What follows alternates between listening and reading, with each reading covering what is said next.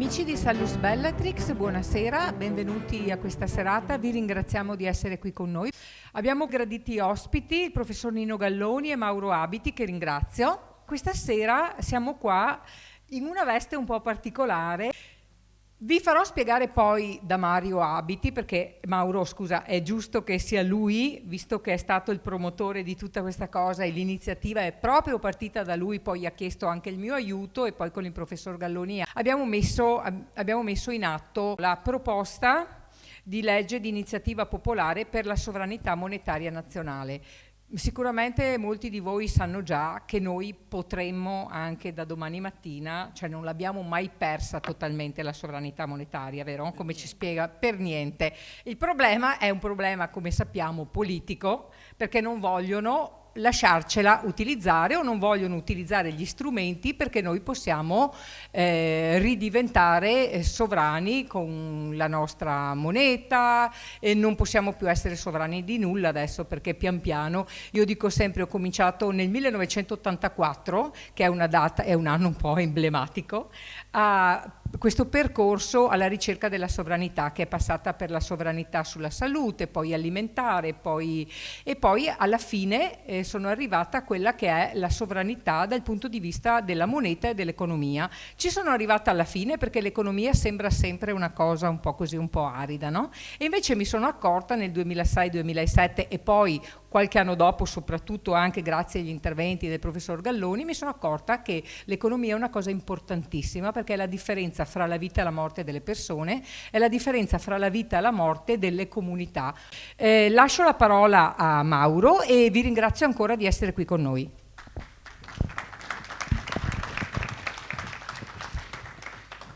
Sì, grazie a tutti, buonasera e grazie per essere intervenuti in questa serata molto importante. Io sono Mauro Abiti, due parole veloci per chi non mi conoscesse. Sono un ricercatore indipendente e un attivista per la sovranità monetaria e per la liberazione della Palestina. Queste due cose per alcuni sembreranno strane, ma vi assicuro che la parte religioso-storica per andare a capire cos'è la sovranità monetaria e lo strumento della moneta è davvero molto importante. Io vorrei fare anche un breve salto alle ultime elezioni che ci sono state. Abbiamo visto che molti hanno inserito il concetto della sovranità monetaria, però così un concetto dei partitini, diciamo quelli che si erano posti alla contrapposizione, ma non c'era, come abbiamo visto, non c'era un contenuto specifico. E quindi la domanda sicuramente che noi tutti dobbiamo farci è: di chi è la proprietà della moneta all'atto dell'emissione? Qual è quella X che può unire un'intera nazione e un intero popolo? Probabilmente, come avete visto, ci sono state tantissime divisioni, ma se noi andiamo a spiegare lo strumento onnipotente e onnipresente della moneta, questo probabilmente è il collante per il 99,9% degli italiani, tranne ovviamente che quello dei banchieri centrali e dei loro servi. Quindi la sovranità monetaria è l'obiettivo fondamentale per liberarci da queste catene. La X, che dovrebbe essere il punto fondante di qualsiasi programma e di qualsiasi, come posso dire, di qualsiasi discorso in tutte le piazze. Abbiamo sempre sottovalutato, e io sono sceso dal primo giorno, diciamo dal 2020, dal marzo del 2020, con questo obiettivo: rendere consapevoli le persone di cos'è la moneta a debito e il signoraggio bancario. Se sapete tutti cos'è il signoraggio bancario e la moneta a debito, per alzata di mano, così per fare una rottura. Bene, insomma, una parte vedo che inizia a essere consapevole su questa terminologia. Poi Nino Galloni spiegherà bene sulla parte tecnica.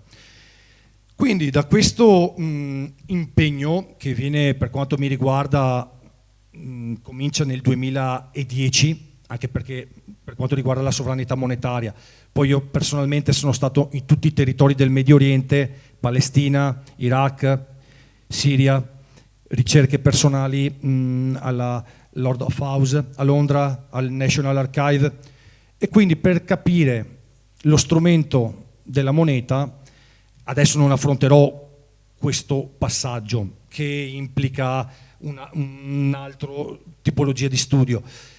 Andremo sulla parte prevalentemente quella tecnica, che Nino poi ci spiegherà. Allora, da questo mio percorso, un giorno, che questo è cominciato nel 2010, alla fine del 2018 ci fu un referendum in Svizzera,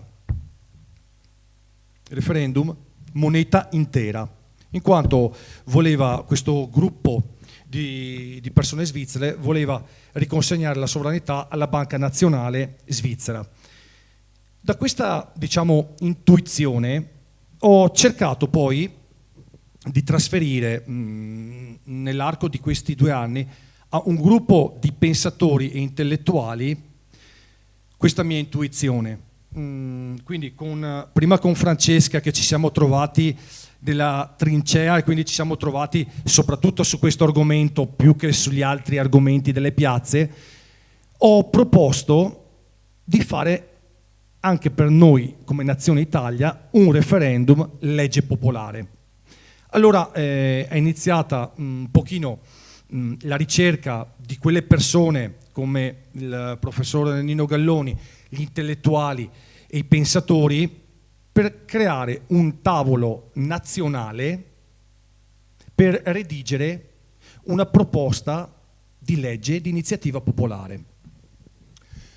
Noi ovviamente non abbiamo partiti politici dietro, abbiamo iniziato questo percorso con delle forze ridottissime, quindi con i pochi fondi che abbiamo messo noi personalmente per fare sia questo convegno, il materiale, i dépliant, i volantini nelle piazze, quindi tutto, diciamo, a nostre spese, proprio perché questa è un'iniziativa in cui ci vogliamo mettere tutta la nostra energia fino all'ultima goccia di sangue. Allora abbiamo iniziato, e il comitato tecnico, come vi dicevo prima, che è inserito nel volantino, il comitato tecnico, fanno parte del comitato tecnico ovviamente qui presenti Francesca Salvador, Nino Galloni, Marco Saba, Cosimo Massaro, Giambattista Nigro, Marco Saba l'ho detto, e Nadia La Banca. Con queste persone ci siamo trovati in questo inverno in varie Zoom call per creare questi 3 articoli per cercare di portare a conoscenza cosa vuol dire avere o non avere lo strumento della moneta, della sovranità monetaria. Vedete che abbiamo inserito le 500 lire, l'unica moneta non a debito. Infatti nella lettura di una moneta, poi vi spiegherà meglio di me Nino, c'è scritto Repubblica Italiana, non Banca Centrale, non la firma di Mario Draghi, biglietto di Stato a corso legale. I 3 punti che ci siamo andati a inserire, i primi 2 sono presi da un disegno di legge che aveva proposto il professor Giacinto Auriti, in cui abbiamo cambiato semplicemente dal testo, abbiamo tolto dalla banca centrale, quindi abbiamo messo dal tesoro allo Stato. La moneta all'atto dell'emissione nasce di proprietà dei cittadini italiani e va accreditata dal tesoro allo Stato. Il terzo punto invece è proprio quello di rottura tra la tassazione e il concetto della sovranità proprio intrinseca della sovranità monetaria. Abbiamo creato un canale Telegram che potete vedere qui sotto e ovviamente vi invito ad aderire. Legge popolare Comitato Centrale per la Sovranità Monetaria, legge popolare moneta. E cos'altro dire? L'intento sarebbe quello di creare a livello nazionale dei comitati, quindi sparsi, crescenti, autonomi su tutto il territorio nazionale. Questo perché l'articolo 71, il testo integrale è inserito nel link che vedete, l'articolo 71 della Costituzione ci dice che una legge popolare può essere proposta con 50.000 firme, quindi con dei passaggi alla Corte Costituzionale e quant'altro. Ma abbiamo pensato che non è quanto sono le 50.000 firme, ma è rendere consapevole un popolo, una nazione, di cosa vuol dire essere ostaggi dei banchieri centrali che in questo momento sono riuniti alla Federal Reserve negli Stati Uniti d'America e fanno capo a quelle famiglie sioniste quali Rothschild, Rockefeller, Goldschmidt, Goldman Sachs, DuPont, il braccio armato sull'Italia Elkan, quindi le diciamo senza paura queste cose, e quindi dobbiamo tagliare quei cavi elettrici che poche persone hanno avuto il coraggio di avvicinarsi. Lo facciamo consapevoli del rischio, consapevoli della forza della verità, della forza, spero, di un popolo che possa capire cosa vuol dire essere ostaggi della moneta a debito. Allora, questa è un pochino in grandi linee, anche perché adesso siamo appena partiti, quindi stiamo cercando insieme, questa è la presentazione ufficiale, stiamo cercando insieme di coinvolgere le persone, soprattutto magari nel Veneto, quel Veneto che si è dimostrato quando serve scende nelle piazze, quindi ci sono degli amici di Bassano, abbiamo gli amici di Padova, di Venezia, di Vicenza, cercare di partire a Roma, che ci hanno contattato, e cerchiamo di partire dalla base. Abbiamo avuto dei contatti, personalmente ho fatto pervenire questa proposta di legge al CLN di Mattei, Ugo Mattei. Non so se avete presente che hanno provato a fare un referendum, resistendum, e i 3 punti, fra l'altro il terzo punto era la sovranità monetaria. Allora benissimo, dato che hanno inserito in questo resistendum il terzo punto, la sovranità monetaria, ecco che noi abbiamo il contenuto, perché va bene inserire nella cesta, sì, la vogliamo, ma poi qual è la proposta? Effettivamente questo è il contenuto che noi abbiamo proposto e che stiamo proponendo anche a dei movimenti dal basso su Roma. Ecco, questa è un pochino l'idea generale, quindi di crescita per questo specifico tema. Voglio lasciare la parola a Nino per quanto riguarda magari la parte più specifica e tecnica. Tanto grazie.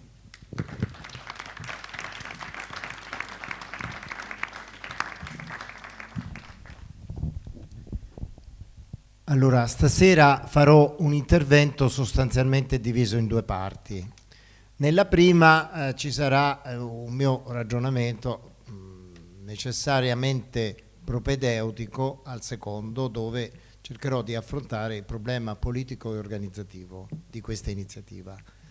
Prima dirò delle cose che meritano di essere approfondite di più ciascuna, e però per fare questo poi ci sono i libri, oppure venire alle mie conferenze, oppure attaccarsi ai miei video e passare così la notte, come hanno fatto alcuni che poi non si sono più ripresi, e vabbè. Gente che ha lasciato la Bocconi, gente che che ha rinnegato la Bocconi, gente che si è licenziata dalle banche. No, sono casi veri, sono, come dicono alla Digos, molto pericoloso. Più di quello che sembra, così a sentirmi fare una chiacchierata di economia, di macroeconomia, di geopolitica o di teorie e pratiche monetarie. Allora, senza andare troppo indietro nel tempo, voi sapete che lo stereotipo che abbiamo nelle nostre menti, e questo è un fatto duro a morire, che dovrete affrontare quando faremo i banchetti per raccogliere le firme, è che originariamente la moneta, si dice, era legata all'oro. In realtà è una grande inesattezza storica, come ho dimostrato nelle mie ricerche, perché l'oro è un materiale estremamente scarso e anche estremamente utile per la sua duttilità e per altre ragioni di carattere simbolico che voi tutti intuite, ma ha un valore in sé. Mentre quando parliamo di moneta non ci dobbiamo riferire, nel caso della moneta d'oro o d'argento, al suo contenuto intrinseco. Quello è il freno, quella è la non moneta. La parte moneta è quella che manca a creare il suo valore di circolazione, cioè il suo valore facciale. Quindi se io ho una moneta che contiene 50 di oro, adesso non sappiamo se sono milioni di dollari o euro, quello che sia, 50, e il suo valore facciale è 75, il valore monetario in realtà è 25. Ma questo 25, che è di più oltre i 50 per fare il 75, deve essere accettato dagli operatori. E ci sono due strade: o bene o male si mettono d'accordo tutti quanti per dire beh, lo accettiamo qua e là, su e giù, oppure viene imposto dallo Stato. E questo è il motivo per cui lo Stato sovrano crea la moneta, perché impone la sua circolazione. Come lo fa? Dandogli corso legale. Cos'è il corso legale? Il corso legale significa che se uno ha un debito, in quello Stato lo può saldare con quella moneta. Quindi se il creditore rifiuta la moneta perché non la riconosce, perché non gli piace, perché vorrebbe essere pagato in un altro modo, non ha diritto di farlo. C'era presso Giustiniano il taglio della testa, perché era lesa maestà rifiutare la moneta, eccetera eccetera, ma adesso non ci perdiamo nelle quisquiglie. La cosa che è fondamentale comprendere è che la moneta è la differenza fra il suo valore facciale e il suo contenuto in oro. Quindi voi capite da soli che quando si è passati alla carta moneta, quando si è passati alla moneta elettronica, è tutto moneta sostanzialmente. Alcune scuole chiamano questa situazione signoraggio e non è sbagliato, però il signoraggio nel passato era esattamente quello che la zecca, per conto del signore o sovrano, tratteneva quando il privato portava un certo quantitativo di oro per farselo monetare. E quello era il signoraggio, dalla parola signore. Ma adesso questo sono aspetti, prego, accomodate, venite davanti che c'è posto sicuramente. Quello che è importante è che nell'evoluzione della moneta ci sono stati due fenomeni recenti. Uno, come vi stavo dicendo, è che la gente è rimasta ancorata all'idea dell'oro. Oro e moneta sembrano sinonimi. In effetti l'oro ha fatto da freno alla moneta, ma c'era un motivo per fare da freno, perché le capacità produttive e tecnologiche dell'umanità erano limitate, quindi c'era scarsità in quello che per l'economia era il reparto più importante, cioè la produzione di beni materiali. Bisognava produrre cose da mangiare, per vestirsi, per costruire le case, e questo era l'economia sostanzialmente. Dopo, in tempi molto più recenti, e vedremo che conseguenze abbia avuto e sono state sottovalutate dai ricercatori e dagli studiosi, preso il sopravvento invece l'economia dei servizi. soprattutto i servizi di cura delle persone, dell'ambiente e del patrimonio esistente, ma ci arriviamo dopo. Adesso soffermiamoci su un mondo in cui la gente ha fame, la gente è costretta a digiunare. Se ci sono dei momenti di particolari difficoltà, dei raccolti per motivi meteorologici o perché li hanno rubati cattivi o per altre cose, la gente assalta i forni. Quella è la crisi economica a quei tempi. Quando arrivano gli ori e gli argenti dal Nuovo Mondo, e gli spagnoli a quei tempi erano i numero uno, credevano che la ricchezza fossero l'oro e l'argento, e infatti cercavano di togliere l'oro e l'argento alle popolazioni con le tasse e credevano di arricchirsi. Invece un grande economista calabrese che cosa disse? Vi sbagliate cari miei, la ricchezza non è l'oro e l'argento, non sono le tasse che riuscite a togliere alla gente, ma sono le capacità produttive, lui le chiamava le industrie, sono le industrie della nazione. Quella è la ricchezza. Allora ecco la prima grande lezione di economia.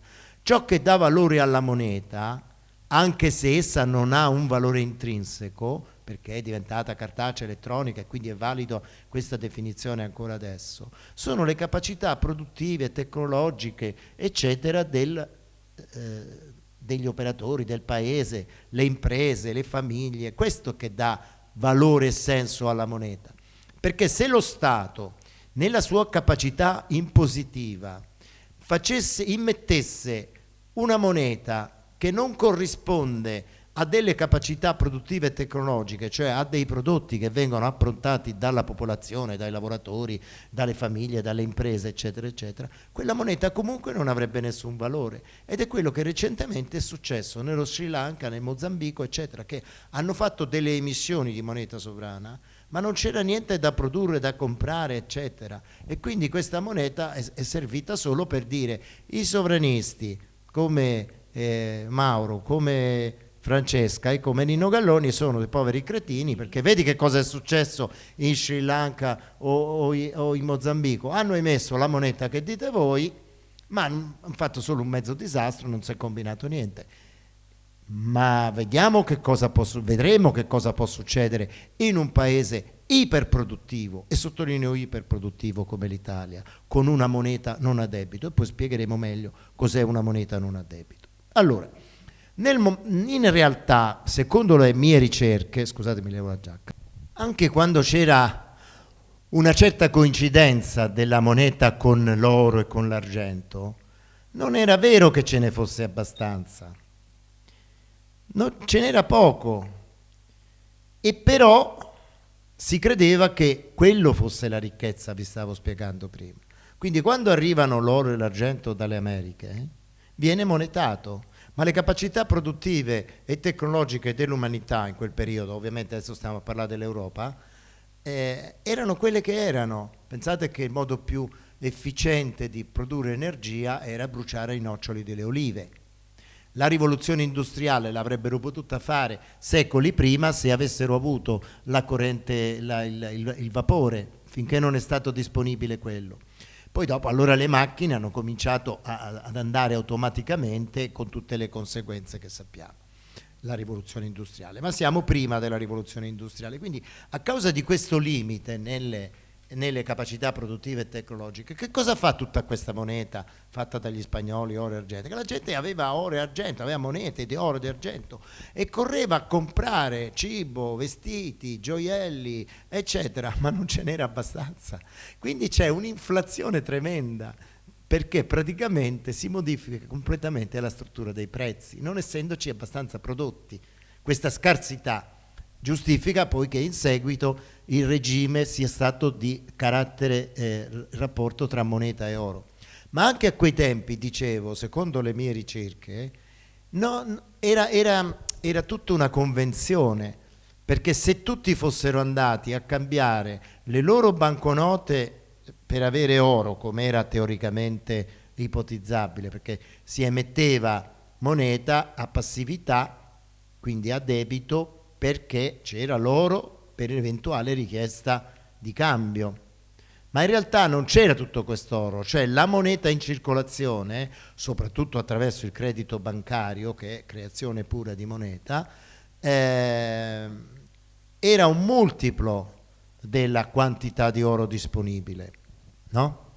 Quindi in realtà è stata sempre una finzione questo ancoraggio della moneta all'oro, finché a un certo punto se ne è potuto fare totalmente a meno. Quando?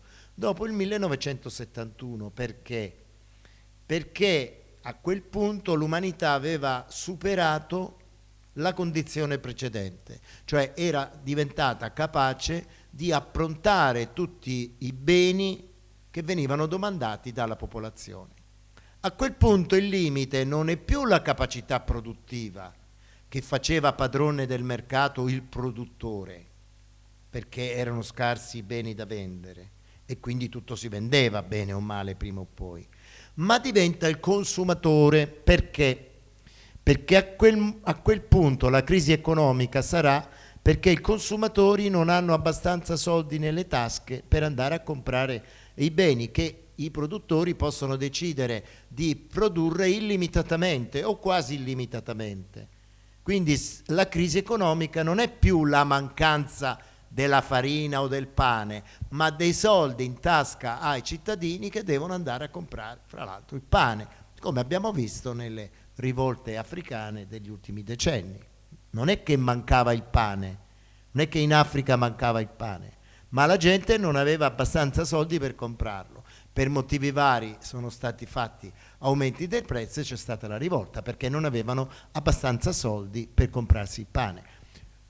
È chiaro che questo ha fatto cambiare completamente il mondo. È venuta fuori quella che in gergo si chiama la moneta fiat dopo il 1971, quando Nixon ha detto ai francesi e agli inglesi: io i dollari non li ricompro dandovi l'oro, come negli accordi pregressi di Bretton Woods del 1944, arrangiatevi. A quel punto casca il velo, casca l'inganno sulla moneta, perché se no il mondo doveva finire quel giorno, e invece è continuato meglio di prima. Certo, è cambiato perché c'era, per esempio, come dico nei miei libri, c'era il mondo a comando americano come creditori, cioè gli americani hanno causato le guerre mondiali per imporre qualche cosa ai paesi sconfitti, quindi in pratica come creditori, quindi cercavano di esportare di più di quello che importavano. Dopo il 1971, siccome la moneta si può produrre a costo zero, gli americani sono voluti diventare padroni del mondo come debitori. Esatto, cioè in pratica l'accordo era questo: si rivolgevano agli esportatori di materie prime, dopo aver decretato che il proprio petrolio, le proprie materie prime erano riserve strategiche e quindi non si potevano più toccare, e hanno detto ai cosi: se accettate i dollari, che è carta che noi stampiamo così, siamo amici, decidete voi il prezzo. Se rifiutate i dollari, e noi vi spariamo, vi occupiamo, vi facciamo i colpi di Stato. Quindi i produttori prevalentemente negli anni 70 decidono di accettare i dollari, in cambio però decidono il prezzo. Ecco l'inflazione degli anni 70, che è stata un'inflazione da costi determinate dai produttori di materie prime e di prodotti energetici.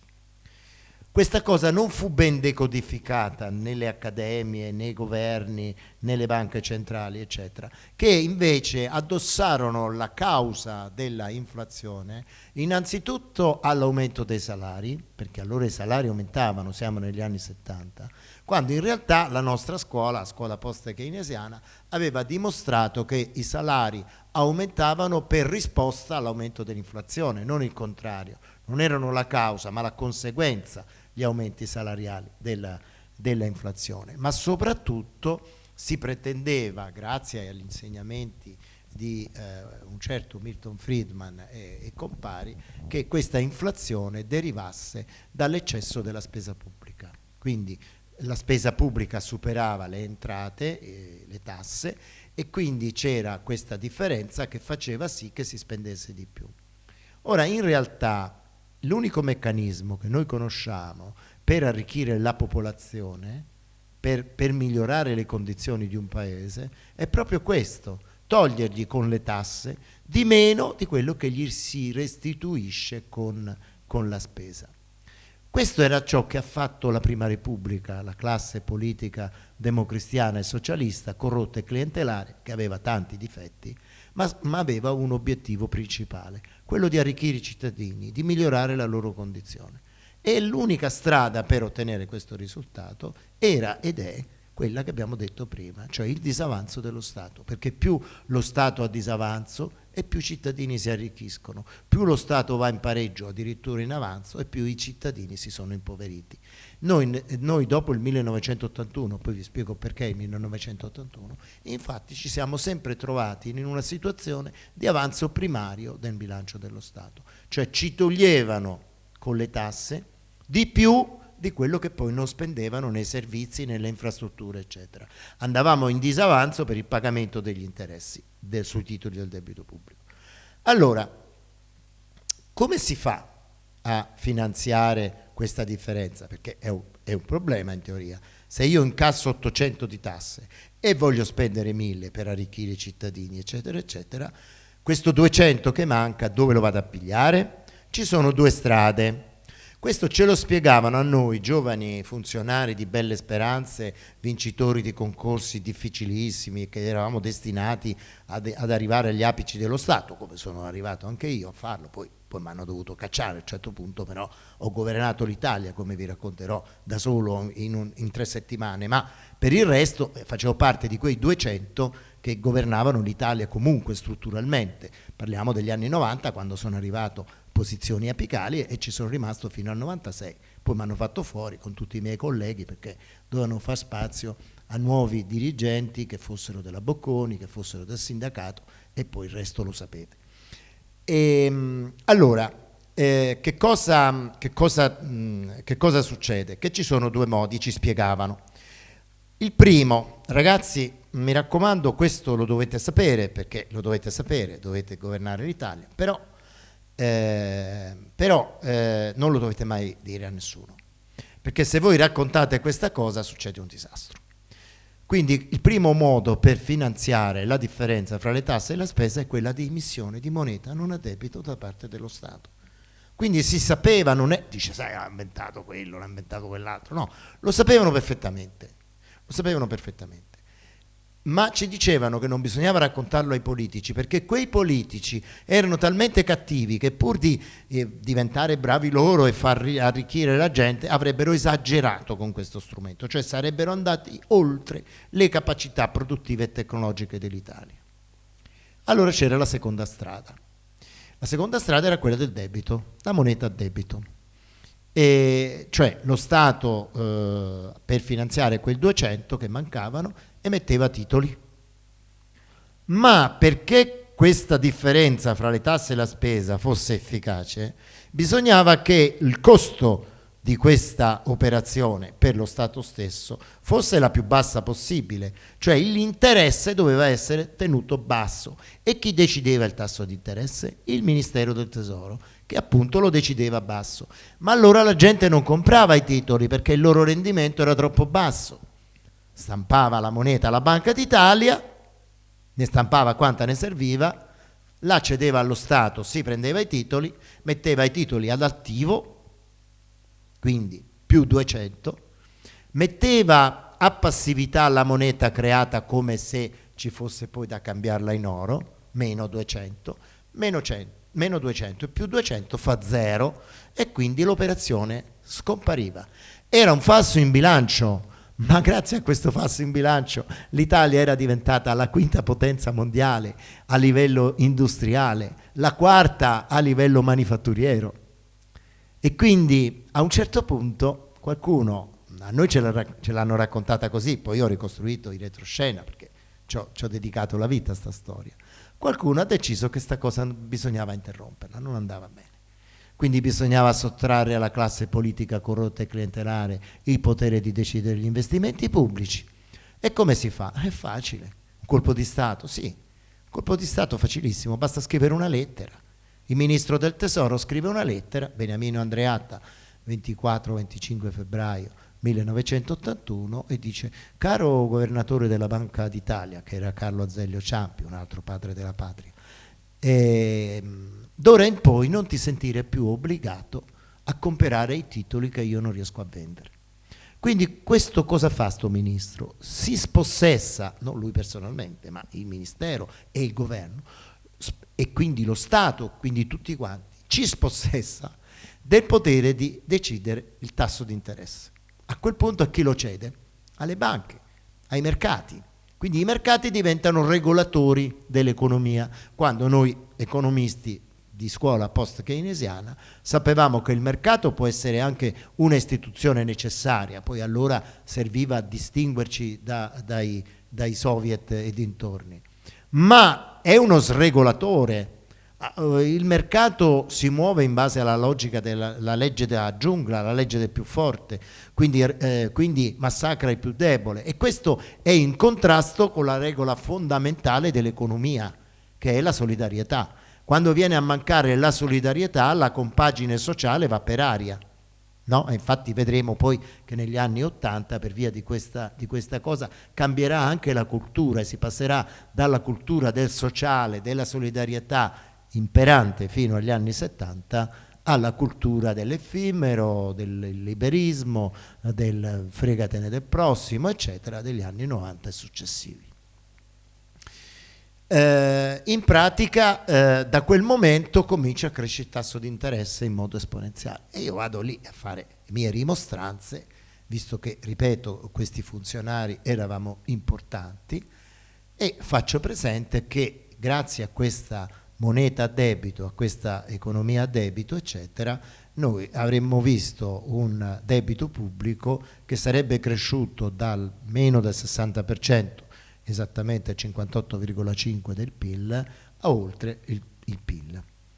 Io feci più o meno una simulazione in cui in 7-8 anni, con la capitalizzazione del tasso di interesse, anche perché per pagare gli interessi bisognava emettere altri titoli, quindi un casino, praticamente il debito pubblico avrebbe superato il PIL nel 1987 o 88. E ovviamente che cosa stava succedendo? Che la spesa per interessi cresceva esponenzialmente, la spesa per investimenti pubblici crollava, e allora chi li faceva gli investimenti pubblici? Li facevano le partecipazioni statali, perché quelle erano ancora pubbliche. Erano in qualche modo, avevano tutto un meccanismo di premio della produzione che non avevano le imprese private, le quali avevano una finalità di profitto molto qualificata, mentre quelle pubbliche mischiavano il profitto e l'ammortamento, e quindi sembravano meno redditizie, in realtà erano esattamente redditizie come quelle private, ma era la destinazione del profitto che era diversa, al reinvestimento, e quindi crescevano enormemente e funzionavano. E quindi il potere di decidere gli investimenti pubblici, che come ho già detto è il potere più importante, è quello che qualifica la classe politica. Se non c'è il potere di decidere gli investimenti pubblici, la classe politica non serve quasi a niente, serve a occupare le poltrone, a mandare gli stipendi, raccomandazioni, storie, lotte di potere, oppure, come spesso accade, a fare lobby per chi ti ci ha mandato in Parlamento, ok? Quindi in buona sostanza questo potere, ho detto, viene ceduto alle partecipazioni statali. Piccolo dettaglio che poi 10 anni dopo, 12 anni dopo, 11 anni dopo, secondo i gusti, queste ultime vengono privatizzate, cioè cedute alle multinazionali francesi e tedeschi che decideranno i nostri investimenti pubblici. E quindi l'Italia, che aveva superato l'Inghilterra, stava superando la Francia e avrebbe superato la Germania quando si fosse riunificata con l'Est, dava fastidio. Che cosa succede? Succede praticamente che nell'88 si scopre che ero già professore, perché insegnavo lì alla Cattolica a Milano, il professore Galloni ci aveva indovinato, quindi c'è una campagna di stampa a mio favore, perché allora questa gente che pensava aveva la possibilità di fare una dichiarazione, un'intervista, una lettera, un articolo su Repubblica, sul Corriere della Sera, che ovviamente erano più importanti di quello che non siano adesso, però andavo anche in televisione, eccetera, eccetera. Insomma, a un certo punto mi scrive Giulio Andreotti e mi dice: aveva ragione lei, dobbiamo cambiare l'economia di questo paese, ci deve dare una mano, ci vuole dare una mano? E io risposi di sì, ovviamente, ero contento, nell'88 avevo 35 anni, avevo già un grande curriculum, una notevole esperienza, però ero sempre un ragazzo, e quindi quest'idea ovviamente mi piaceva moltissimo. E quindi quando lui rifà il governo suo, perché butta giù il proprio governo nella fine della primavera dell'89 e mi chiama nel governo dell'estate dell'89, e praticamente io, conoscendo il mio ministero, da cui me ne ero dovuto andare in precedenza per le liti con la classe dirigente eccetera, vado a prendere quello che oggi fa la Presidenza del Consiglio dei Ministri, cioè il coordinamento dei ministeri economici. Si faceva al Ministero del Bilancio e della Programmazione Economica. Io mi piazzo con la mia stanza, eccetera, dove sapevo che tutti, per andare al Consiglio dei Ministri, dovevano passare, quindi io avevo tutti i fascicoli sul tavolo, allora si lavorava a cartaceo, ovviamente decidevo cosa doveva decidere, cosa non doveva decidere il Consiglio dei Ministri, correggevo, scrivevo, facevo. 3 settimane durato questo, il mio obiettivo era quello di tornare a prima del 1981, perché quello che era successo dopo era stato un disastro, disoccupazione giovanile, cominciava la crisi dell'Italia, poi dopo non immaginavo che poi sarebbero arrivati a fare le privatizzazioni a quel ritmo e con quella intensità, regalando praticamente le nostre industrie agli altri. E dopo 3 settimane e quindi si muovono la Fondazione Agnelli, la Fiat, la Confindustria, la Banca d'Italia, l'Università Bocconi, ma io avevo ancora le spalle ben coperte da alcuni politici come Carlo Donat-Cattin, c'era chi mi difendeva dentro il Partito Comunista, una piccola minoranza, c'era molti socialisti, insomma anche altri democristiani come ho detto, insomma mi sentivo tranquillo. E invece che successe, diciamo per me in quel momento era imprevedibile, col senno del poi, tanto lo racconto tutti i giorni, e invece è meno imprevedibile, ma comunque è successo. Telefona a Helmut Kohl, telefona a Guido Carli, che era il ministro del Tesoro, e gli dice: ma lì c'è qualcuno che sta andando contro il nostro progetto. Non è che sapesse chi fossi io, che mi conosceva, però ci sono 2 spioni che so chi sono, che gli andavano a raccontare cosa stavano facendo nei piani bassi del Tesoro, cioè al Ministero del bilancio e della programmazione, e quindi mi fanno fuori la seconda volta. Ma il punto non è questo, il punto è qual era l'accordo di cui parlava Kohl con Guido Carli. Era che siccome nessuno voleva la riunificazione della Germania, allora Kohl alza il culo e si presenta senza preavviso da Mitterrand e gli propone questo scambio: se tu mi appoggi per la riunificazione della Germania, io rinuncio al marco, perché il problema della Francia era che, essendo molto meno competitiva di noi, molto meno competitiva della Germania, doveva svalutare in continuazione il franco, e questo per loro era un'onta nazionale che noi non ci possiamo neanche immaginare, perché noi furbi italiani, quando si doveva svalutare la lira, lo facevamo allegramente, perché sapevamo che qualcuno di meno andava in vacanza all'estero, ma sapevamo anche che vendevamo molto più prodotti, crescevano i livelli occupazionali e potevamo far crescere i salari. Ma sempre perché avevamo queste capacità produttive che i francesi non avevano, non a livello nostro perlomeno. Ma secondo voi, con la riunificazione della Germania, perché a quel punto tutti i capi di Stato che erano contrari si allineano tutti appoggiano la riunificazione della Germania, ma quest'ultima cosa, questo ultimo fenomeno, vi immaginate quanto si è indebolita la Germania in quegli anni per riunificarsi, quindi prendere tutta la parte più arretrata dal punto di vista economico, il cambio del marco 1-1, cioè cose veramente dal punto di vista dei tedeschi meravigliose. ma dal punto di vista nostro c'era un prezzo che dovevamo pagare, se no questo accordo, ecco il punto, non poteva funzionare. Dovevamo essere deindustrializzati, perché se l'Italia non veniva deindustrializzata, non solo finiva di superare la Francia, che già c'eravamo, era solo nelle telecomunicazioni che eravamo indietro la Francia, ormai sullo slancio la stavamo, ma avremmo superato anche la Germania, e questo non era possibile. Avremmo sconvolto tutti i piani anche della stessa Europa. Quindi in pratica veniamo sacrificati. Questo sacrificio passa anche per le privatizzazioni pochi anni dopo e si completa il ciclo, come ho detto prima. Ora però ci sono due aspetti che devo sottolineare. Uno è quello che tutti quanti hanno sollevato più o meno bene e hanno raccontato, e cioè che manca liquidità al sistema. Perché manca liquidità al sistema?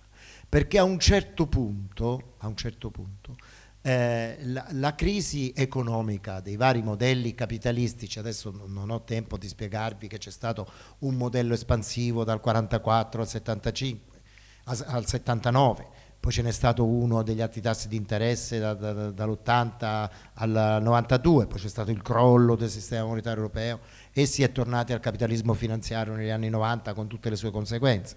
Ma questi ultimi modelli capitalistici di cui parlano i miei libri, io li ho chiamati ultrafinanziari, cioè l'obiettivo non è più nemmeno quello del capitalismo finanziario di massimizzare il valore dei titoli in borsa anche a costo di sacrificare l'economia reale, l'economia produttiva, ma è quello di massimizzare la emissione di titoli.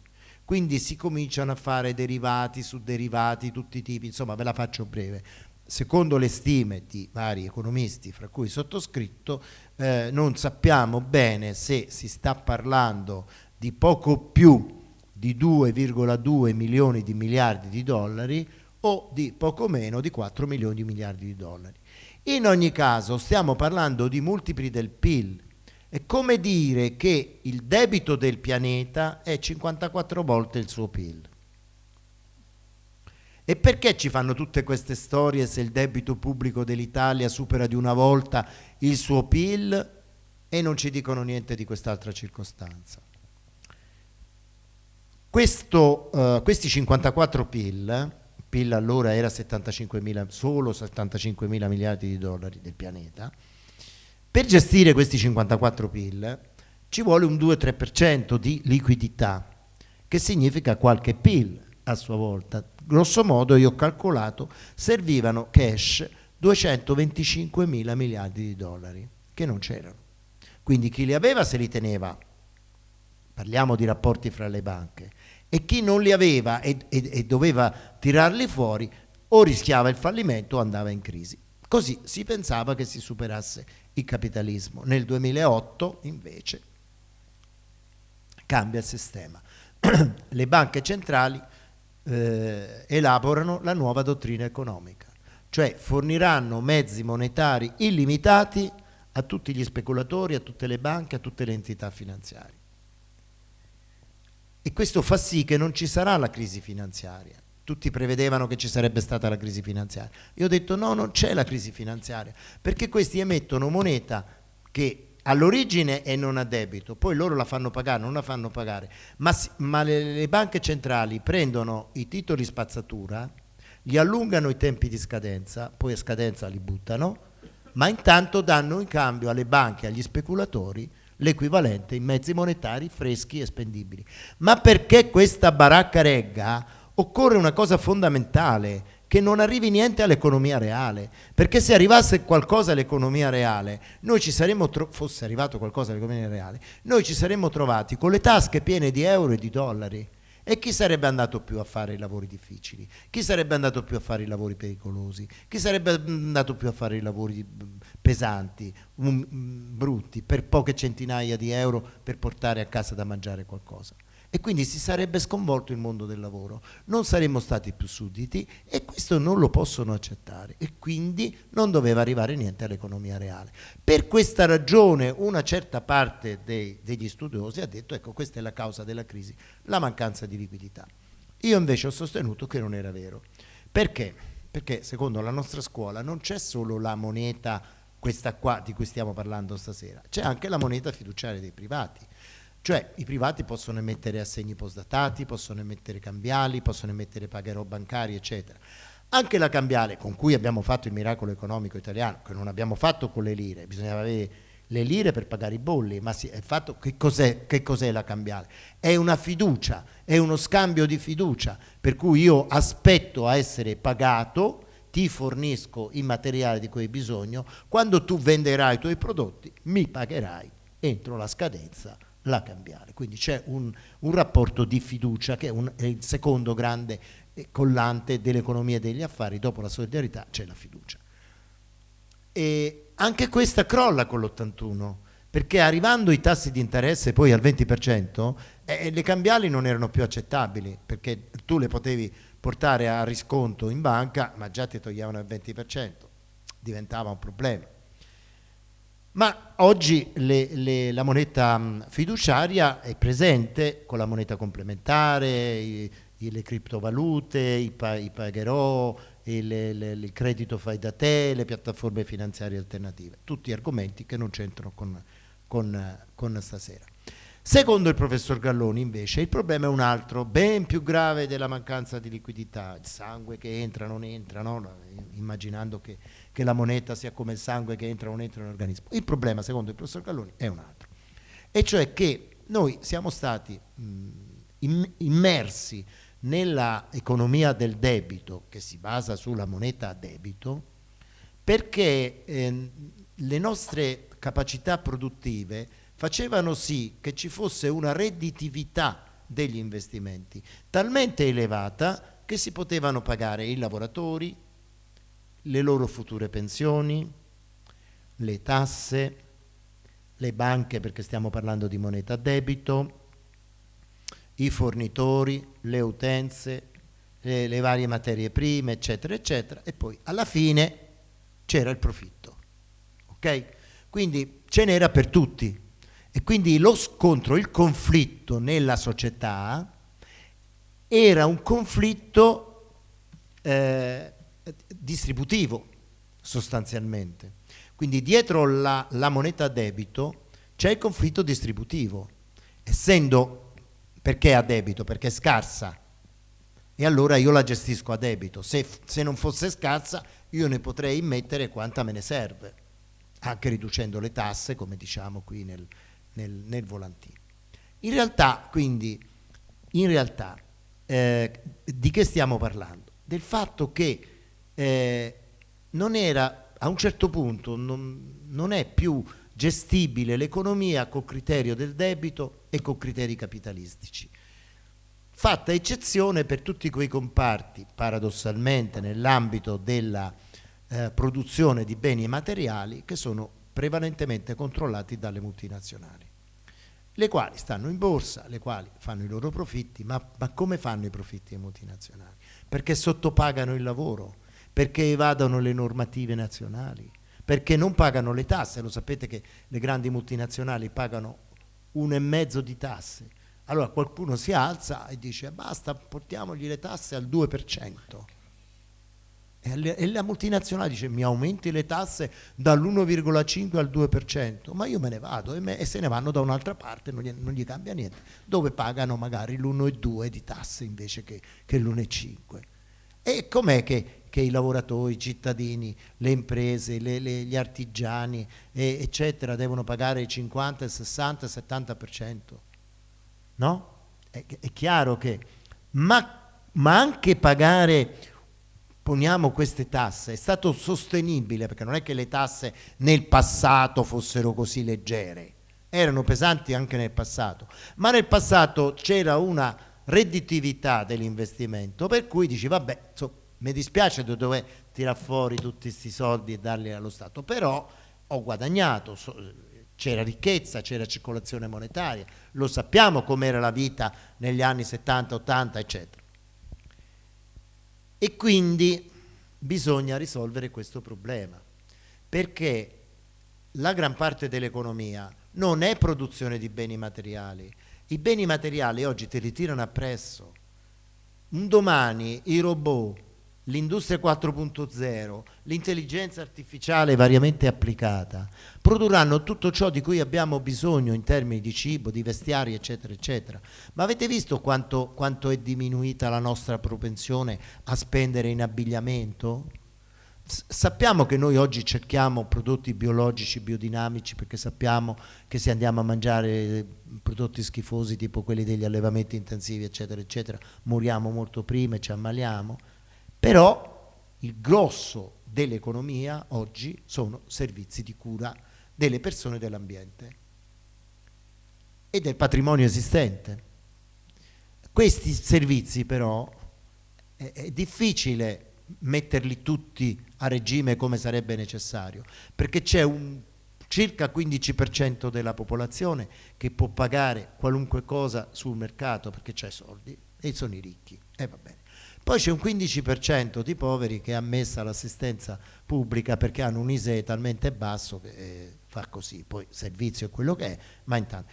Ma tolto questo 30%, il 70%, parliamo degli italiani, come fa ad assistere il proprio congiunto non più autosufficiente, eccetera, eccetera, e siamo tutti destinati a finire lì, perché una volta si andava in pensione, dopo qualche anno si moriva, quindi era tutto sostenibile, i conti dell'INPS, eccetera, eccetera. Si lasciava la reversibilità alla mogliera o ai figli non occupati o disabili e andava così.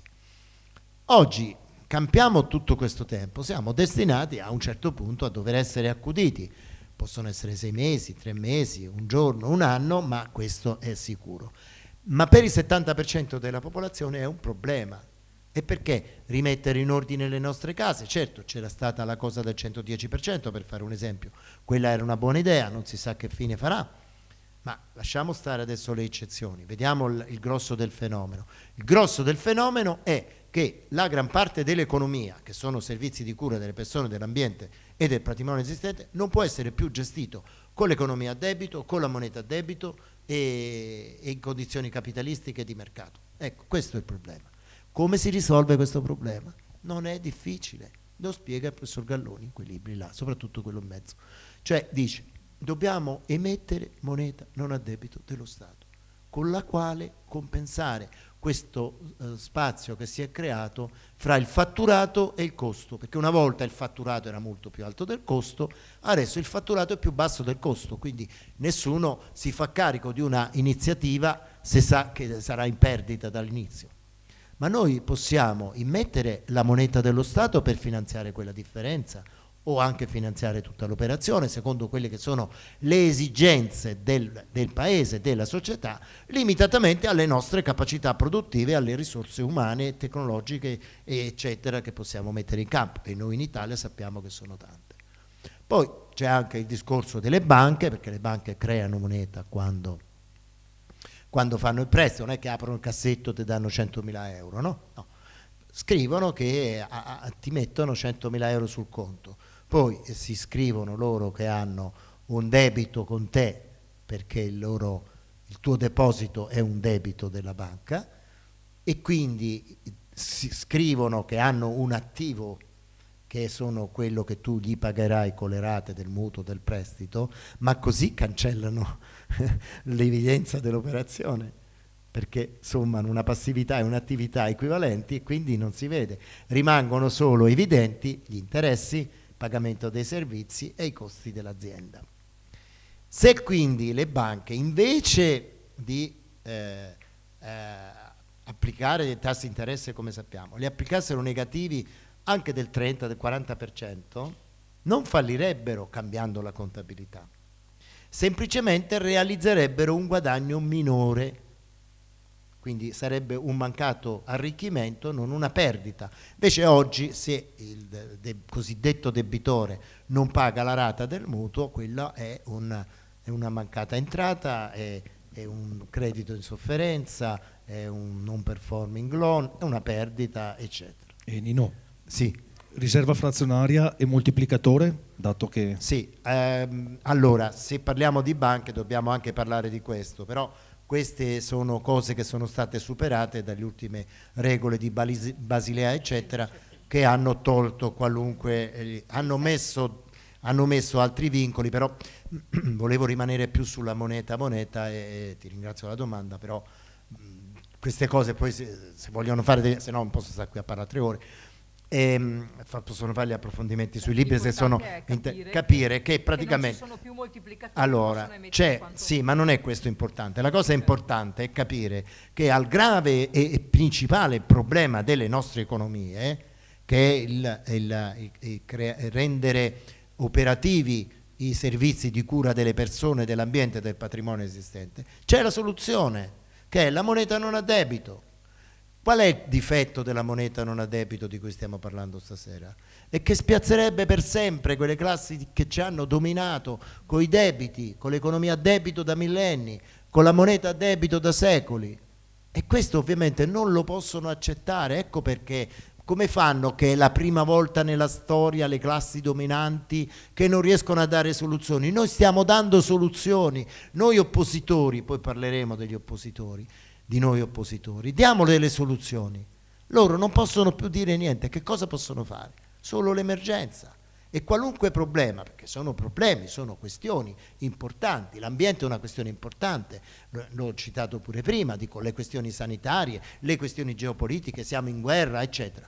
Però le vengono trattate con una grande leva della paura, viene instillata la paura, e poi è tutta un'emergenza, poi le soluzioni sono tutte sbagliate, perché sappiamo che nei confronti della pandemia è stato tutto sbagliato, adesso sta venendo fuori, e ne parlo nell'ultimo libro, l'emergenza geopolitica è tutto sbagliato, si doveva scegliere la cosa giusta, che era quella di evitare la guerra attirando la Russia nell'ambito europeo, ma questo non è stato fatto, rimaneva una soluzione cattiva e una soluzione pessima. La soluzione cattiva era quello di abbandonare gli ucraini al loro destino e sarebbe finita lì. Quella pessima che invece è stata intrapresa è quella di entrare in guerra contro Putin, che significa la distruzione dell'Ucraina come minimo e come massimo di molto di più dell'Ucraina. Ok, questo è per fare esempio. Quindi però questo serve alle classi dominanti perché gli consente di nascondere che non riescono a dare le soluzioni. Noi stiamo dando le soluzioni, questo è il punto fondamentale. Dov'è che casca l'asino? Perché non riusciamo a imporle queste cose? Io ho aderito a questa iniziativa perché sono d'accordo, chiaramente.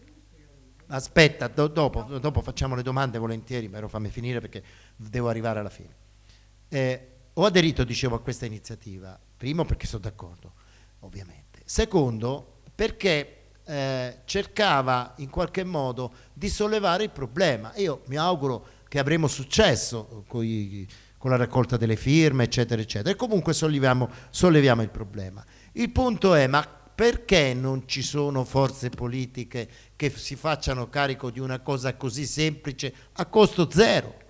È a costo zero, no? Costa solo l'inchiostro e la carta se vogliamo fare la cosa più complicata che è stampare la moneta. Poi va benissimo la moneta metallica e ancora meglio quella elettronica, è la stessa cosa, no? Perché? Perché quelli che ci governano sono, come dire, stati messi lì dalle stesse multinazionali. E perché quelli che si oppongono, stiamo parlando di 15 milioni di persone che non si sono vaccinate, più quanti milioni che si sono pentiti di essersi vaccinati, più quanti milioni che l'hanno fatto unicamente perché hanno ceduto al ricatto del Green Pass per il lavoro e altri motivi, e questi 22-25 milioni dove stanno? Voi dite, non sono andati a votare. Perché non sono andati a votare? Ma non è questa la risposta principale. Il problema è che noi abbiamo una vera opposizione che però non si mette d'accordo, perché il problema non sono i Draghi, i Letta, i Meloni e Bing e Bang. Il problema siamo noi che ci opponiamo al sistema, perché non dimostriamo di avere una mentalità diversa rispetto a quella del sistema. I nostri capi vanno in politica perché vogliono andare a occupare delle poltrone e dopo sono soddisfatti e cambiano idea e diventano quasi di regime. L'hanno fatto in diversi e noi ne conosciamo parecchi, vero Francesca? che hanno fatto questa cosa. Perché non si sono messi d'accordo? Hanno preso 1 milione di voti, ma ne avrebbero presi tantissimi di più se si fossero uniti. Ma non si sono uniti. Allora noi cerchiamo di unire con questa iniziativa. Io ne faccio di tutti i colori, vado in giro per tutta l'Italia, sono anni che lo sto facendo. Risultati scarsi, devo dire che ho avuto scarsi risultati, perché c'è tanta gente che mi segue, mi compra i libri, viene alle conferenze, rimane anche soddisfatta, vede i video, bla bla bla, però non sono riuscito a fare ragionare i massimi vertici di queste organizzazioni. Per me è perché prevale questo centralismo egoistico, questo egocentrismo, questo narcisismo, eccetera, eccetera, anche in loro. E allora bisogna che troviamo delle persone che invece siano motivate dal raggiungimento dell'obiettivo per il bene comune, non dalla propria soddisfazione e via dicendo. Questa è la questione fondamentale. Questo è un ponte di passaggio di questo fiume maledetto, velenoso e pericoloso, pieno di egoismo, di egocentrismo e di divisioni. Io credo che questo ci metterà in condizioni, questo o iniziative simili, poi ce ne possono essere anche altre, ci metteremo d'accordo. Io faccio un esempio e concludo. Io credo che noi tre, parlo noi qui da questa parte del tavolo, ma tanti altri in sala, se arrivasse qualcun altro che fa la stessa proposta, una proposta simile, non ci metteremmo in concorrenza con lui, diremmo mettiamoci insieme, facciamo un'unica cosa, facciamo una cosa insieme, perché noi vogliamo raggiungere l'obiettivo, non ci interessa di essere quelli che ci dobbiamo pavoneggiare un domani o avere il monumento equestre a posto di quello di Cavour, in piazza Cavour a Roma, non ci interessa, noi vogliamo raggiungere questi risultati. Ed è questo il motivo per cui siamo qui. Grazie.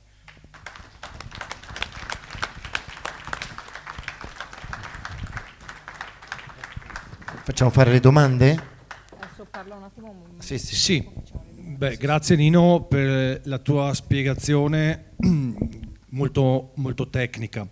Io non le chiamo multinazionali, non mi sentirete mai parlare di finanza turbocapitalista, dell'elite, addirittura abbiamo sentito parlare sempre da questa diciamo opposizione, l'aristocrazia del denaro. No, io ho un obiettivo, voglio indicarlo in maniera chiara a tutti, la Federal Reserve. Da chi è stata costituita la Federal Reserve? Ce lo spiega, per esempio, il professor Pietro Ratto nel libro Rothschild e gli altri. Allora, come abbiamo detto prima, io non posso in questo momento andare a riprendere quel filo rosso che viene da Gerusalemme fino ai giorni nostri, con il braccio armato degli Elkan, con le famiglie sioniste che sono le proprietarie della Federal Reserve. La foto che noi tutti dobbiamo avere in mente è quella del rabbino Schneid che dà il premio al, come lo chiamava il presidente Cossiga, il vile assassino, il vile affarista, consegna il premio, il rabbino consegna il premio al loro maggiordomo, al killer dell'Italia, Mario Draghi. Vai e distruggi. Allora noi dobbiamo iniziare a capire cosa è scritto nella Torah, nel Deuteronomio, nel Talmud. Un altro libro fondamentale è Sionismo e fondamentalismo. Quindi è chiaro, noi dobbiamo indicare quali sono i burattinai. Chi sono? Quelli che hanno in mano le nostre vite, quelli che ci tengono in ostaggio con la moneta a debito. Allora, io volevo lasciare un attimo la parola anche a Francesca per poi chiudere su questo. No, prego Francesca.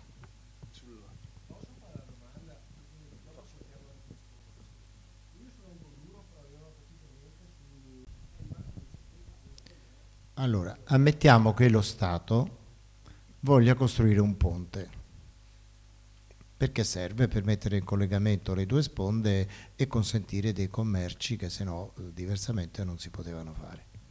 C'ha le seguenti possibilità. La prima è che dice a tutti quelli che potrebbero beneficiarne, ma anche ad altri, mi dovete pagare una tassa di tot perché ho bisogno di, poniamo, 60 milioni di euro. Okay? Quindi dividiamo per 60 milioni di italiani, vi chiedo €1 di tassa, che è un aumento delle tasse anche piccolino, però vi chiedo €1 perché devo avere 60 milioni. Questa è una strada, ok? È la strada della scarsità, fondamentalmente. La seconda possibilità è quella di indebitarsi per costruire il ponte, nelle due ipotesi che poi lo dia, eccetera, e poi dica ai cittadini vi ho indebitato, quindi poi vi toccherà pagare indietro, oppure chiede un pedaggio sul ponte e recupera i soldi.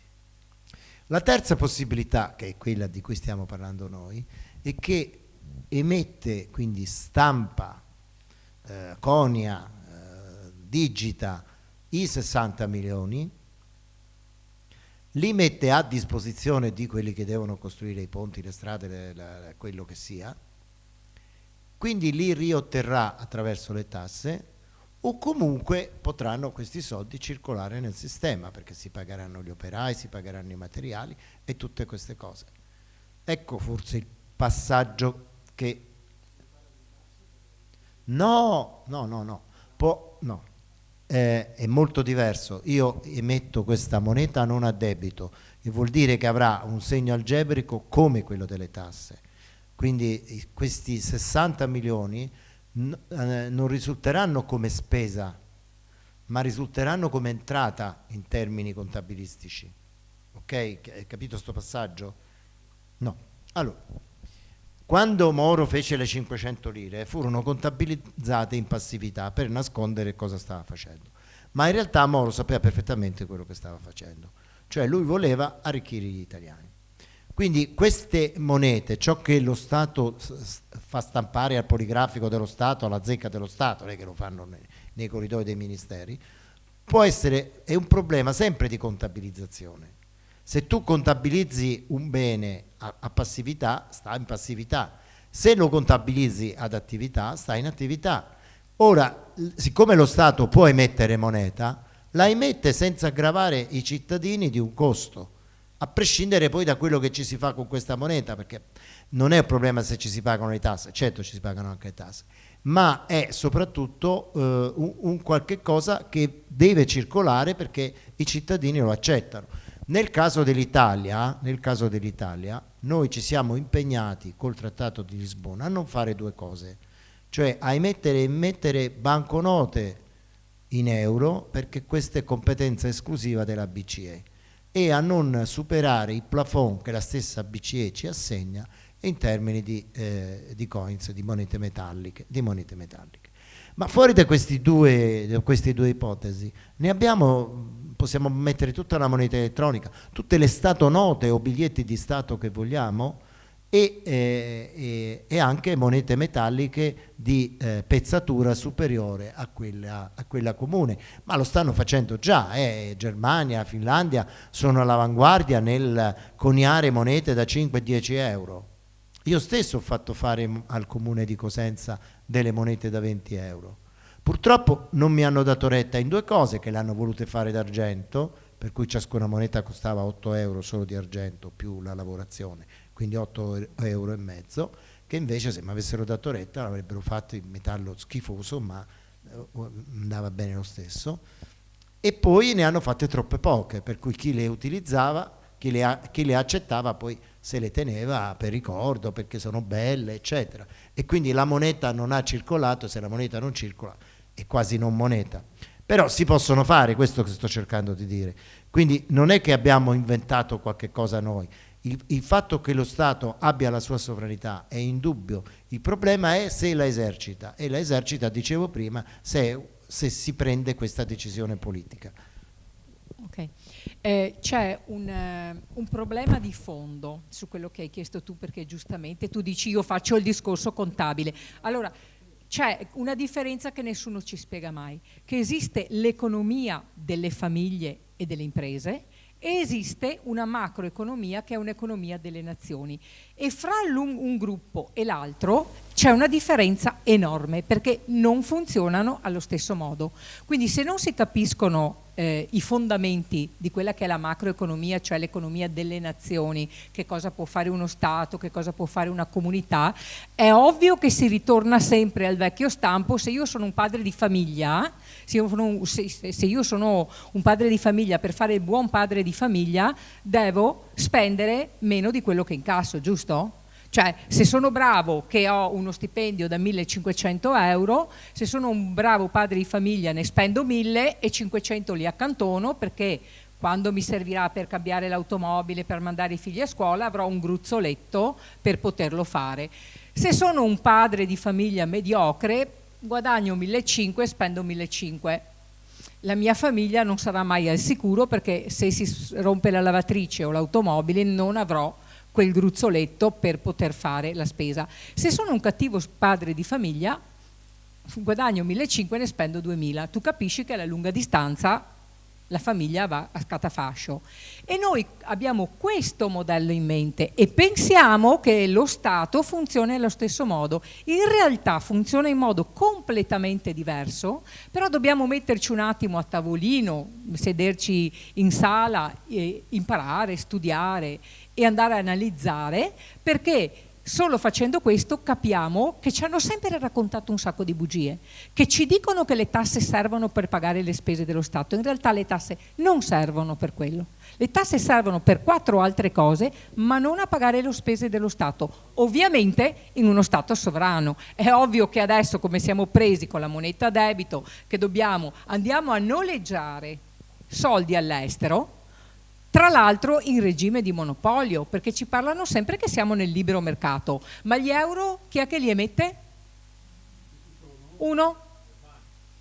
Sì, dopo lui ci dice anche i nomi, però c'è un soggetto, e quanto lo fa pagare, chi è che lo decide? Sempre quello. Per cui ci dicono che viviamo in un regime di libero mercato, no? Cioè, in realtà noi col sistema monetario siamo in un regime di monopolio, una moneta a debito. Sapete cosa vuol dire moneta a debito? Prendete qualsiasi banconota che voi avete nel portafoglio, 5 euro, 50 euro. Perché voi abbiate 50 euro nel portafoglio, qualcun altro al mondo deve aver fatto un debito di 50 euro. Qualsiasi soldo io ho in banca, chi ha 1.000 euro, chi ha 1.500, a parte il fatto che appena li depositate non sono più vostri, cioè pensate di avere i soldi in banca, invece non è così, ma per avere un qualsiasi banconota in tasca qualcun altro ha dovuto fare Ma vi sembra una cosa logica? Un mondo basato sul debito, un mondo basato anche sull'usura, perché dovremmo parlare anche degli interessi e dell'usura. Noi abbiamo ospitato, perché ne abbiamo fatto più di 250 conferenze fra ufficiali e ufficiose, abbiamo ospitato anni fa un gruppo di giovani ben intenzionati che volevano fare la banca senza interessi, cioè la Yak Bank a modello di quella dei paesi nordici. Allora era stato fatto un conteggio a quel tempo in cui pensateci veramente, per qualsiasi oggetto che noi andiamo a comprare, che sia questo orologio, questo bicchiere, quella sedia, quella lavagna, il prezzo di quell'oggetto è dato per il 40-50% da interessi che sono stati pagati lungo tutta la filiera. Quindi vuol dire che se noi non vivessimo in un mondo che funziona con la moneta a debito, qualsiasi cosa noi andiamo a comprare intanto ci costa metà. Poi abbiamo capito che le tasse non servono per pagare le spese, cioè noi veramente potremmo vivere una vita felice, operosa, ognuno può sviluppare i propri talenti, non dovremmo essere costretti a prostituirci nel lavoro, a lavorare 8-10 ore al giorno, fare anche lavori che non ci piacciono, cioè non seguire le proprie inclinazioni. Tutta questa cosa qua sparirebbe. Capite perché non vogliono che la facciamo? No. I soldi non... Allora, no. Allora vi faccio una proposta. Sì, ma vi faccio una proposta. Avete ricevuto una dispensa, alla fine di quella dispensa c'è il QR code per iscriversi al canale di Salus Bellatrix, che è l'associazione che organizza tutti questi incontri. Personalmente, una volta al mese circa, tengo chi di voi è venuto all'incontro? Ecco, ce ne sono parecchi qui, poi se volete parlate insieme. Non stiamo un'ora, non stiamo 2 ore, non stiamo 3 ore, 4 ore. E capisci dall'inizio alla fine come funziona tutta sta roba, come funziona il sistema monetario, come funziona uno Stato, una comunità, come funziona la moneta a debito, come funziona la moneta non a debito. Ma tu devi investire 4 ore della tua vita per andare fuori finalmente e ti si squarcia il velo. Perché se noi andiamo sempre a pezzettini, cioè parliamo un po' di questo, un po' di quello, tu non hai il filo logico che parte dall'inizio fino alla fine. Per cui la proposta che vi faccio oggi, questa sera, è, dopo aver ringraziato anche Mauro Abiti e il professor Galloni, è stato qui con noi, cercate di andare a fondo di questa faccenda, perché guardate che è la differenza, perché ci stanno facendo, cioè, siamo già morti, nel senso che si sono ammazzate un sacco di persone, famiglie rovinate, imprese chiuse, ma non si fermeranno finché non ci hanno portato via tutto. Questo mettetevelo bene in testa, non si fermeranno. Che cos'è che li può fermare? La conoscenza. La conoscenza delle persone che capiscono il sistema, cosa usano, come funziona e dicono no, un momento, questa cosa non ci va bene, perché se la diciamo in 10, in 50, in 100 o in 10.000 arriviamo fino là, ma se cominciamo a dirla in 1 milione, 2 milioni, 10 milioni di persone, 10 milioni di italiani, le cose potrebbero anche cambiare.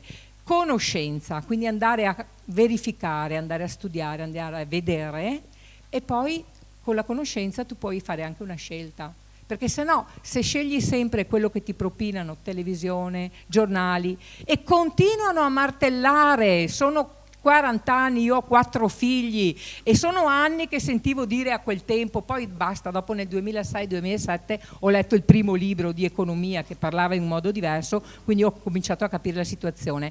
Cioè ti dicono che ti nasce un figlio, cazzo, e c'ha 40.000-50.000 euro di debito sulla testa, ma stiamo scherzando? Siamo un paese, siamo uno dei paesi più operosi al mondo. Noi siamo venuti fuori dalla seconda guerra mondiale distrutti, ci hanno passato da sopra a sotto, da sotto a sopra, cioè non avevamo più. Cos'è che avevamo? Miniere d'oro, giacimenti petroliferi, tutta sta roba qua. Avevamo tirarsi su le maniche, olio di gomito, e abbiamo fatto grande l'Italia, come ci ha spiegato anche il professor Galloni. E l'abbiamo fatto con una modalità ben precisa. Penso che sia il momento di fermarsi, fare un ragionamento e vedere se si può imboccare un'altra strada che non sia quella che ci sta portando alla distruzione.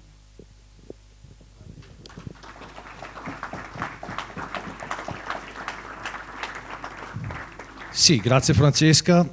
Sono legittimi alcuni dubbi, perché questo è l'incantesimo, è la magia del denaro. Una stella polare che ci ha edotto alla comunità ancora molti anni fa è l'eroe, il professor Giacinto Auriti. Colui, la nostra stella polare, che ha svelato all'Italia cos'è la moneta a debito e il valore indotto della moneta. Questo lo potete scaricare gratuitamente, Il paese dell'utopia, la risposta alle 5 domande di Ezra Pound. Qui fra l'altro ho una moneta non a debito, ovviamente è una moneta dell'Iran, una banconota dell'Iran, una delle uniche 3 banche al mondo, una delle 3 banche centrali non sotto il dominio dei Rothschild. Mai nessun Stato è riuscito a ripagare il debito pubblico da Bretton Woods. L'Italia ha quanti miliardi? Ha 2.700 miliardi di euro. Quanti sono stati ripagati negli ultimi 30 anni? 3.000? Sì, di interessi 3.000 miliardi. Quindi 3.000 miliardi pagati di interessi, debito 2.700 e rotti. C'è qualcosa che non funziona? Abbiamo voglia di capire l'incantesimo? Insomma, questa sera di notizie ne abbiamo passate molte. Allora, adesso è il momento che ognuno deve mettere la propria goccia. Perché abbiamo lavorato su questa proposta di legge? Proprio perché Nino ha detto una cosa giusta. Dobbiamo rendere consapevole un popolo. Allora abbiamo i riferimenti, inizialmente c'è questo canale Telegram, quindi vi invito tutti a iscrivervi.